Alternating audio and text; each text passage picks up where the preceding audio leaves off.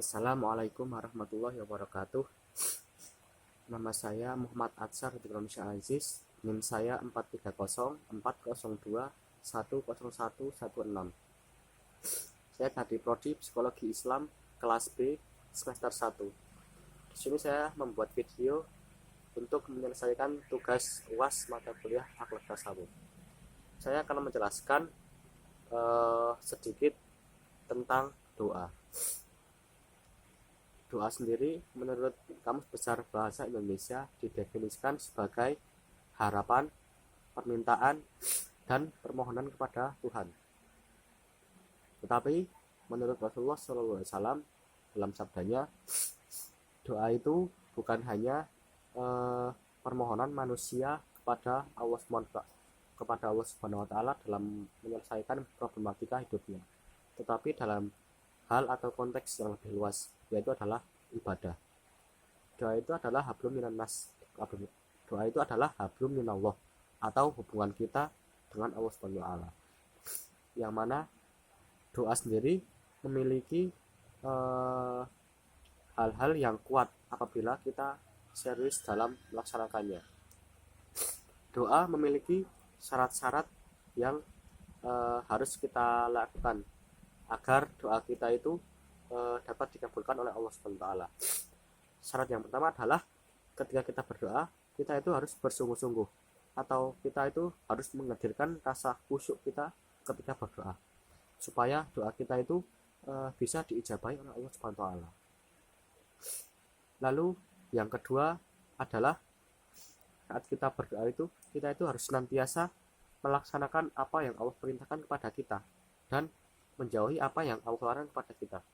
Seperti halnya kita melaksanakan sholat, puasa, atau kita melaksanakan amalan-amalan baik lainnya, dan kita menjauhi apa yang Allah larang, maka doa kita itu akan bisa dikabulkan oleh Allah Subhanahu wa Ta'ala.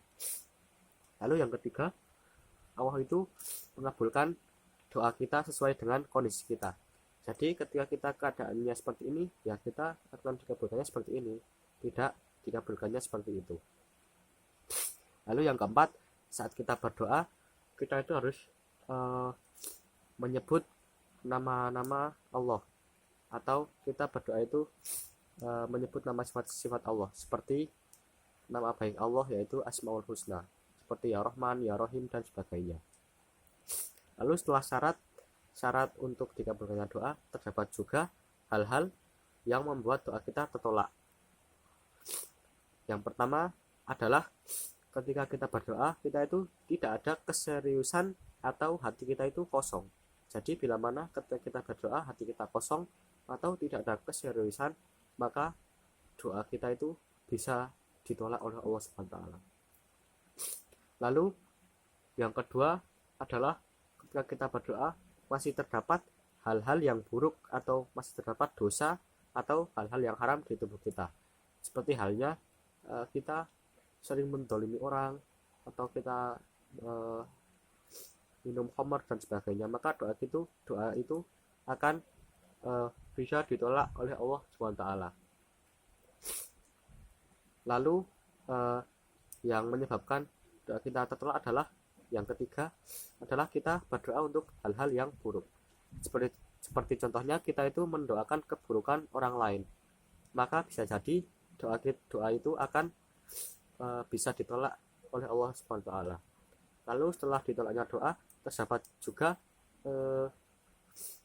fungsi dari doa sendiri. Yang pertama adalah sebagai ungkapan rasa syukur kita kepada Allah Subhanahu wa Ta'ala. Jadi setelah kita mendapatkan suatu hal yang baik, maka kita itu harus bersyukur kepada Allah Subhanahu wa Ta'ala. Lalu yang kedua adalah sebagai rasa penyesalan kita kepada Allah Subhanahu wa Ta'ala.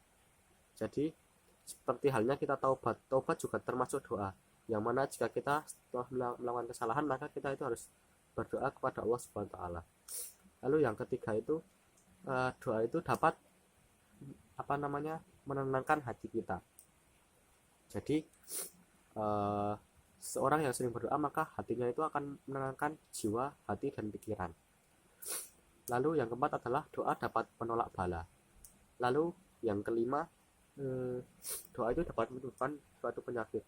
Jadi apabila kita berdoa dengan khusyuk, maka dapat doa kita itu akan terkabul, maka penyakit kita itu bisa diangkat oleh Allah Subhanahu wa taala.